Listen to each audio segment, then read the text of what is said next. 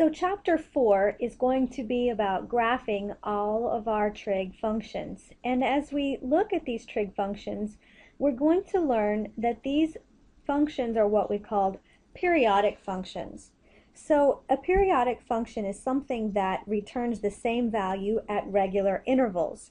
I have for you down here a couple of different examples showing that type of a concept occurring in everyday life. The first example over here, you can see that we have some sort of occurrence that is repeating on an interval over here, and this is the exhaust sound of a car engine. So they're analyzing the rotation speed of the engine. Here's another example where we can see that there is a pattern, and these are the sound waves for different instruments, the flute, the clarinet, and so on. The last example that you can see over here has to do with tidal waves, and you can see that they also exhibit some sort of periodic or interval nature in their graph, and that's what we're going to be studying in this chapter. I've also made available for you both, on the internet in the notes section, 2 interactive applets, or something that you can look at and play with on the computer, and I'll be using those in this video as well. And if you want to get to those, there's the link to be able to go to those and play around with them on your own. So let's go ahead and start with taking a look at the sine graph.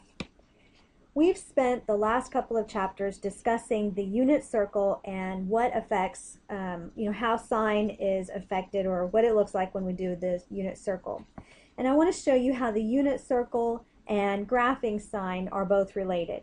If you're watching my cursor, as I move around the unit circle and I come to different values on the unit circle, you can see that on the right hand side over here that my graph is also changing as I move along the unit circle. Now I have checked over here that I want to be looking at the sine function, and we know on several different points that when I take the sine of 0, then I get back 0. The sine of pi over 6 is 1/2. The sine of, let's do an easier one, pi over 2, that gives me back 1. So if we're looking at the graph over here and I take the sine of pi over 2, I get back 1.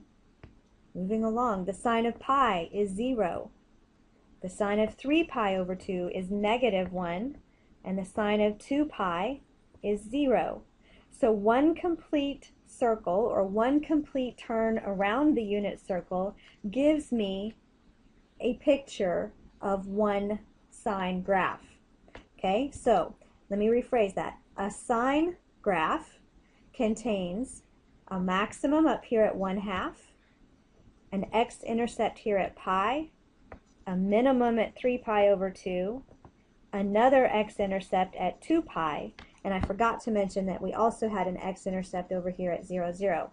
This is the basic function, or what we would call the parent function for sine. So here I have that graph represented again, and we want to really kind of talk about or just discuss these properties that we see for sine. First of all, I want you to notice that the domain, or the possible x values for sine, occur from negative and positive to from negative to positive infinity.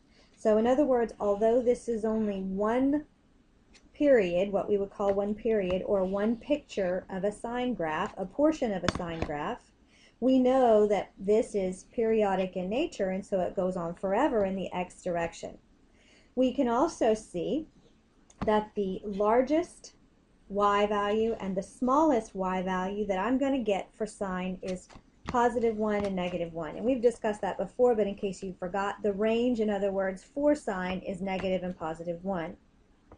Now the period is what we call one complete cycle around the unit circle for sine. So in other words, for me to get one picture, okay, which involves this curve right here, we get that entire picture in 2 pi. Now we'll be changing this value, but we have to know that it starts out, all sine functions start with a period or a length of 2 pi.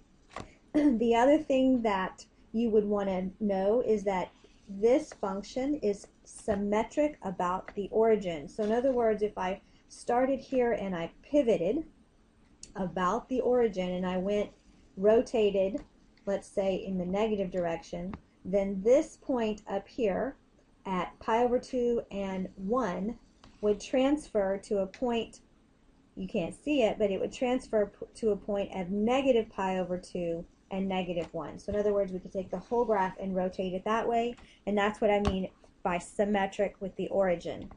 So we have a maximum and a minimum occurring at 3 pi over 2 and pi over 2. We also have x-intercepts occurring at 0, pi, and 2 pi. And those are the properties that we have so far for sine.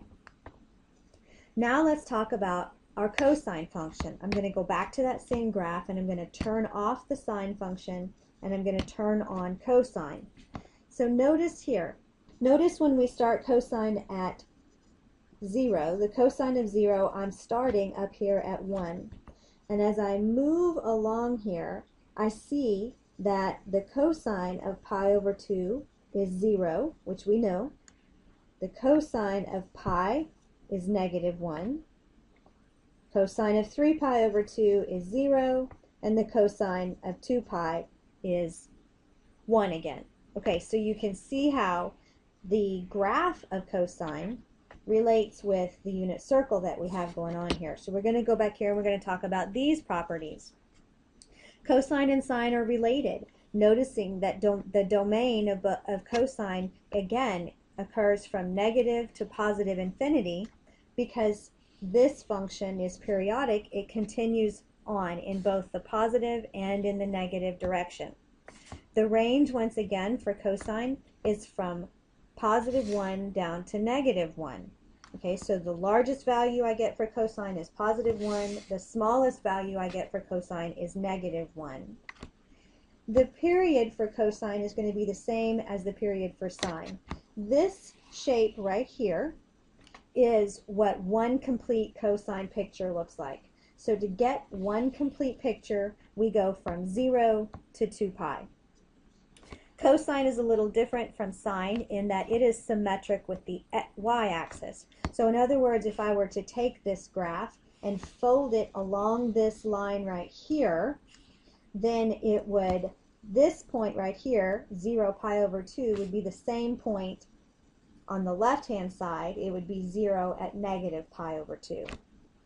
Okay, let's talk also about the intercepts here. For cosine, I have intercepts occurring, x-intercepts occurring at pi over 2 and 3 pi over 2. I have max and mins occurring, however. Here I have a maximum occurring at 1, a minimum occurring at pi over 2, and another maximum occurring at 2 pi. So I guess I should say, though, that the maximum that's occurring over here is really at 0 up here, 0, positive 1 is what I meant to say.